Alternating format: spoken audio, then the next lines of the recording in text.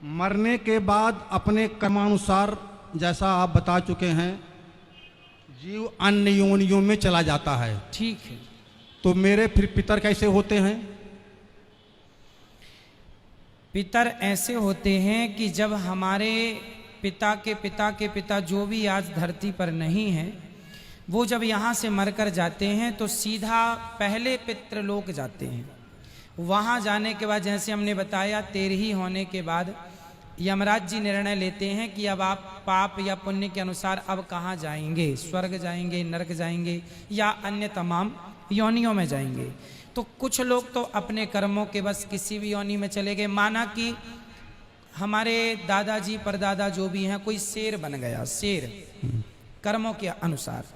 अब हमने उनके नाम से यहाँ पिंडदान दिया, गया जी में तर्पण किया, जहाँ भी किया, तो हुआ क्या, वो शेर की योनि में जहाँ है, यदि उन्हें कोई कष्ट है, भूखे मर रहे हैं या कोई कष्ट तकलीफ है, तो ये पिंडदान का पुण्य उनको उस योनि में प्राप्त होगा जहाँ वो है।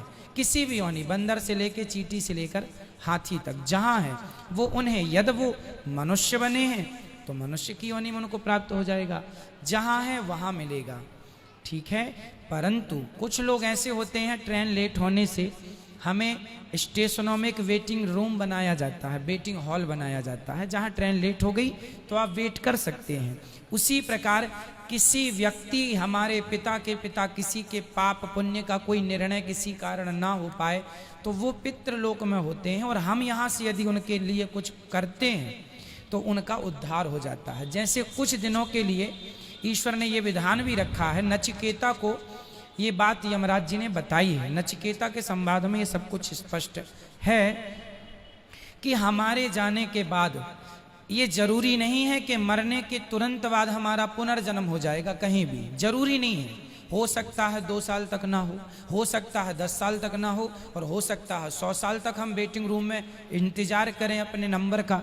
तो उन दिनों यदि हमारे पुत्र कोई तर्पण पिंड दान करता है तो वो हमें प्लस होके, जैसे बच्चे को 33 नंबर में पास होना है, परंतु 31 नंबर आए हैं तो मास्टर जी अपनी तरफ से 2 नंबर दे देते हैं और ग्रेस लगा के पास कर देते हैं। उसी तरह मेरा जरा सा कोई पुण्य रह गया तो उस पुण्य के कारण मुझे वेटिंग रूम में डाल दिया जाएगा कि आपके बच्चे यदि आपके लिए कोई पुण्य करते हैं तो वो पुण्य मिला के फिर आपका मोक्ष या स्वर्ग की प्राप्ति करा दी जाएगी।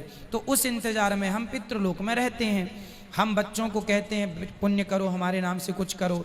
जब नहीं करते तो वही पितृ फिर नाराज होके उन पर फिर गलत प्रभाव छोड़ने लगते हैं, उसी को पितृ दोष कहते हैं। अगर कोई वेटिंग लिस्ट में ना हुआ हो तो फिर बता चुका मैं कि वो शेर बन गया होगा तो उसको तो रूप में प्राप्त हो जाएगा वो। तो उसके निमित्त भाव कथा सुनने से क्या फल मिलेगा? फिर किसको?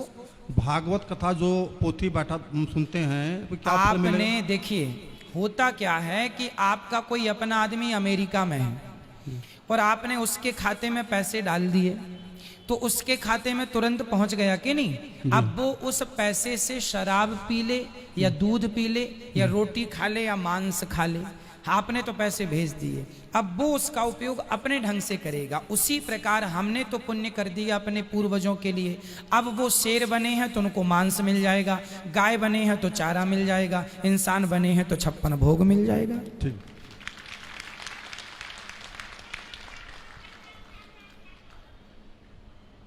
स्वामी जी, मेरा ये अंतिम प्रश्न यह है, हाँ जी, कि आपने भी कई बार बता चुका है, हमने भी कई और संतों सुन चुके हैं और थोड़ा सा जानते भी हैं कि जो हम कर्म पिछले जन्म में किए हैं, ठीक है, वहाँ हम भोग रहे हैं। हाँ, अच्छा किए हैं तो बुरा किए तो भोग रहे हैं। जब मेरा कर्म पिछले जन्म का समाप्त हो जाएगा तो हमारी जीवन यात्रा से खत्म हो जाएगी। ठीक है, तो हम यहाँ कर क्या रहे हैं, ये प्रश्न मेरा है। हाँ हाँ, आपका प्रश्न बहुत उचित है।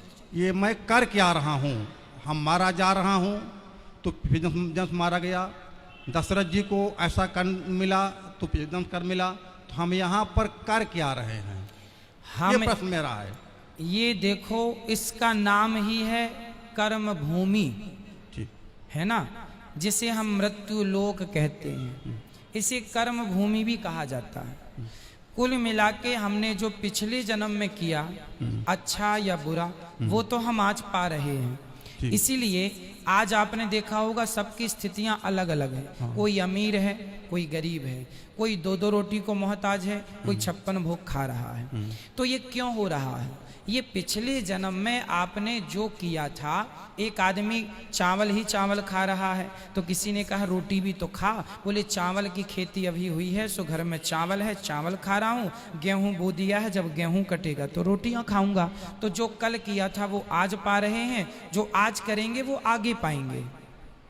को ना काहू को सुख दुख कर दाता, निज कृत कर्म भोग सब भ्राता। ये लक्ष्मण जी कह रहे हैं। कोई व्यक्ति किसी को जरा सा सुख नहीं देता, जरा सा दुख नहीं देता। प्रत्येक व्यक्ति अपने किए कर्मों का फल भोगता है। यहाँ तक कि राम जी को भी अपने कर्मों के कारण राम बन के आना पड़ा, सीता के पीछे घूमना पड़ा। सीता सीता नारद जी ने श्राप दिया था, उस श्राप के कारण राम जी को आना पड़ा और सीता की खोज करनी पड़ी। और हनुमान जी का भी सहारा लेना पड़ा, क्योंकि श्राप था। सीता माँ को भी वनवास हुआ इसलिए कि उनको भी श्राप था। एक तोती ने श्राप दिया। पद्म पुराण में कथा है कि सीता जी ने एक तोती को पिंजरे में बंद कर लिया, तो तोती तड़प तड़प के मर गई। चूंकि वो गर्भवती थी, कहा था छोड़ दो। सीता जी ने कहा तुम अच्छी कथा सुनाती हो, सुनाती रहो। तड़प तड़प के मर गई। तोते ने श्राप दे दिया, बद्दुआएं कि जाओ, जैसे हमारी पत्नी को गर्भ अवस्था में आपने हमसे दूर किया, जब आप गर्भवती होंगी तो आपके पति दूर कर देंगे। ये घटना पद्म पुराण में लिखी है। तो सीता जी को भी कर्मों का फल भोगना पड़ा। जो पिछला किया था आज मिल गया। तो कुछ कर्म ऐसे होते हैं जो आज के आज ही हमें मिल जाते हैं हाथों हाथ, कुछ पिछले जन्म का आज, आज का कल। अब आप कहेंगे तो ये चक्कर चलता रहेगा। हाँ, तब तक चलेगा। कब तक? कबीरदास जी कह रहे हैं, चलती चक्की देख कर दिया कबीरा रोए, दो पाटन के बीच में साबुत बचा न कोय। पुनरपि, आद्य शंकराचार्य जी कह रहे हैं, पुनरपि जननम पुनरपि मरणम पुनरपि जननी जठरे शयनम। ये जन्म मृत्यु चल रहा, सब पिस रहे हैं। बोले कैसे बचेगा? बोले भज गोविंदम गोविंदम भज मूढ़ मते। यदि कोई भगवान की शरण में चला गया तो वो जन्म और मृत्यु के चक्कर से बच जाएगा। इसलिए कथाएं, कीर्तन, भगवान की शरणागति। जब कबीरदास जी रोने लगे, चलती चक्की देखकर दिया कबीरा रोए, रोने लगे, तो उनके पुत्र ने पूछा, कमाल, कबीरदास जी के पुत्र का नाम था कमाल, पिताजी आप क्यों रो रहे हैं? पिता ने कहा, बेटा सब लोग जन्म लेके मर रहे हैं, सब अपना भोग भोग रहे हैं, कैसे इनका उद्धार होगा? तब कमाल ने कहा, चलती चक्की चलने दे, पिस पिस आटा होए, कीले माही जो रहे, बाल न बांका होए। वो चक्की में कील होती है ना बीच में, उस एक में पहिया दूसरा फंसा रहता है। उस एक के पास जो गेहूं चला जाता है, कितना भी चले चक्की, वो दाना नहीं पिसता जो एक के पास होता है। उसी प्रकार जो एक परमात्मा की शरण में रहेगा, वो जन्म मृत्यु के चक्कर से छूट जाएगा, सदा भगवान के धाम को चला जाएगा। स्वामी जी, संतुष्टि हमको नहीं हुई।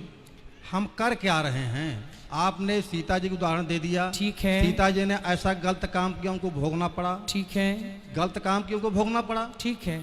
हम जो है, आप यहाँ थोड़ा बुरा मत हम मानना, कर क्या रहे हैं? हम अपने पिछले जन्म के कर्मों को भोग रहे हैं। हाँ, भोग रहे। हाँ, तो फिर मैं कर क्या रहा हूँ?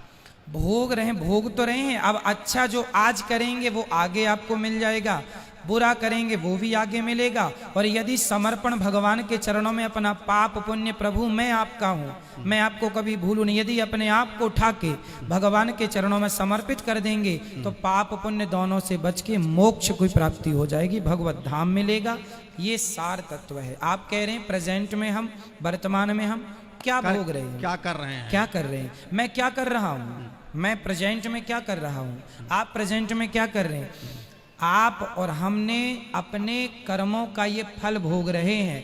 आपके कर्मों में वृंदावन का दाना पानी लिखा था, तो आप यहाँ आ गए अपना खाने पीने के। ये मेरे पिछले जन्म का संस्कार था। नहीं, हाँ। हमारी आपकी पूरी हिस्ट्री, हाँ। हमारी पूरी कहानी लिखी हुई है। किस तारीख को आपको कहाँ जाना है, क्या जाके क्या बोलना है, क्या करना है, लिखा हुआ। ये पहले से तय है। तय तो है। आप पहले से जो तय था, अच्छा तय कहाँ से हुआ? आपके कर्मों को देखकर। पिछले जन्म जब आपका यमराज के पास, जब आप पिछली बार मरे होंगे ना, और मर के जब यमराज के पास गए होंगे, तो आगे जन्म की पूरी आपकी कहानी लिख दी जा चुकी होगी कि आप अगले जन्म में अब मनुष्य बन के जाएंगे। आज फलानी तारीख को आप जाके अनिरुद्धाचार्य जी से ये सवाल करेंगे, ये उत्तर मिलेगा, इसके बाद आप यहाँ जाएंगे, यहाँ खाएंगे, ये पानी पिएंगे, सब कुछ लिखा है। क्यों लिखा है? क्योंकि पिछले जन्म के हिसाब से आपका ये लिखा गया है, ठीक है ना। अब यदि समर्पण कर दोगे भगवान में, तो ये सब कुछ डिलीट हो जाएगा, मोक्ष की प्राप्ति हो जाएगी, जन्म मृत्यु से खत्म। पर जो कुछ करें हम भगवान को समर्पण कर दें। हाँ, इसलिए कहता हूं तुदीयम वस्तु गोविंद तुभ्यमेव समर्पय। जो भी अच्छा करो, जो भी करो, हम तो कहते हैं कर्म नहीं, अपने आप को उठाओ और भगवान के श्री चरणों में समर्पित कर दो, तो अपने आप अच्छे बुरे कर्म सब चले जाएंगे, फिर मोक्ष होगा। स्वामी जी, छोटा सा प्रश्न और। जी, हम आपकी कथा से प्रभावित बहुत हुए हैं। हम लोग यहाँ पर पोथी पाठ बैठवाना चाहते हैं। ठीक है। दो सदस्य आए हुए हैं। अब थोड़ा सा मेरा कुछ अटपटा प्रश्न ये है कि हम जब ब्राह्मणों को बुलाते हैं तो पहले उनको चेकिंग करते हैं। ठीक है। ये मंत्र को उच्चारण कर सुनाओ हमको। हाँ। ब्राह्मण को, कुछ को, मैं किसी की निंदा नहीं कर रहा हूँ, कुछ लोग अशुद्ध मंत्र बोलते हैं। ठीक है। तो ऐसे हम आपकी फेस पर पोथी पाठ बैठाने के लिए आया हुआ हूँ। ठीक है। हम बैठा रहे हैं आपके फेस पर। ठीक है। अब आपके जो ब्राह्मण हैं वो कैसे करते हैं? ना क्या जी, पता है यहाँ सुनिए, हमें मैं विश्वास कैसे हो? आपकी बात रोक रहा हूँ। हाँ। यहाँ पर क्षमा कीजिएगा, यहाँ पर जितने ब्राह्मण पोथी पाठ करते हैं, पहले उन ब्राह्मणों का यहाँ विद्वान ब्राह्मणों के द्वारा पूरा टेस्ट होता है। हाँ, उनको बता पूरा। दीजिए। हाँ। आप यहाँ देखेंगे, कथा होने के 3 दिन पहले से ब्राह्मणों का परीक्षण चालू होता है। सभी ब्राह्मणों से संध्या पूछी जाती है, संकल्प पूछा जाता है, और भागवत जी पूछी जाती है। ये वाला श्लोक सुनाइए, ये वाला पूरा शुरू से अंत तक कोई भी पन्ना खोल के दिया जा सकता, कोई भी श्लोक। पर ब्राह्मण जितने यहाँ बैठे हैं, आप भी आ जाइएगा, और यहाँ 200-300 जो भी ब्राह्मण बैठे हैं, आप किसी को भी खड़ा कर लीजिएगा। वो बिल्कुल धारा प्रवाह पाठ करने वाले हैं तो ही यहाँ बैठते हैं। यहाँ 1000 ब्राह्मण आते हैं नाम लिखाने, उन 1000 में केवल 200-250 ब्राह्मणों का नाम लिखा जाता है, क्योंकि बाकी लोग उस योग्य नहीं होते। जो योग्य हैं, जो पढ़ सकते हैं, जो कर सकते हैं, आप लोग विश्वास करते हैं इस फेस पर, तो ये हमारी परम जिम्मेदारी है कि हम आप लोगों का विशेष ध्यान रखें और आपकी भावनाओं को ठेस ना लगे, इसका पूरा ख्याल रखते हैं। एक छोटा सा प्रश्न आपके पक्ष में है जी।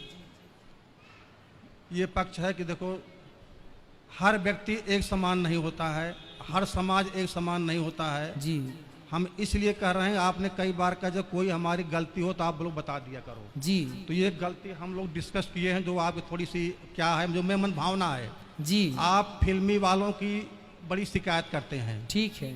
फिल्मी वालों में भी कुछ ऐसे होंगे जो तमाम दान धर्म करते होंगे, कुछ ऐसे भी होंगे जो कि जो है पुण्य कार्य करते होंगे, लेकिन किसी एक व्यक्ति का नाम, पूरे समाज का आप नाम लेते हैं। ये कैसा है? ये हमको उत्तर मत दो, वो समझना अपने आत्मा से आप।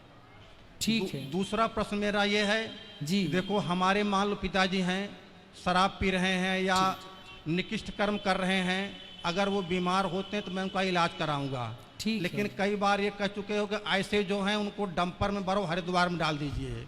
ये आप उनको उत्तर मत दीजिए, लेकिन ये मेरा प्रश्न जायज़ है या नाजायज़ है, ये आप समझना। ये मेरी दो आपसे आपकी विषय नहीं, में। आप ठीक कह रहे हैं। होता ये है कि हम कुछ कड़वे शब्द इसलिए प्रयोग करते हैं, हाँ। क्योंकि कड़वी दवाई शायद बदल दे समाज को, इसलिए जानकर हमें पता है कि ये उपयोगी शब्द नहीं है, फिर भी करते हैं, इसलिए कि शायद बदलाव हो, शायद हथौड़ा जोर से इसलिए मारा जाता है कि पत्थर टूट जाए। उसी प्रकार कि थोड़ी तो शर्म लगे लोगों को कि ना पिए भाई, थोड़ी तो लगे कि हाँ हमें बदलना चाहिए, हमें सुधरना चाहिए, इसलिए ना चाह करके भी हम कड़वे शब्दों का प्रयोग करते हैं। पर आपने याद दिलाया, उसके लिए धन्यवाद आपका।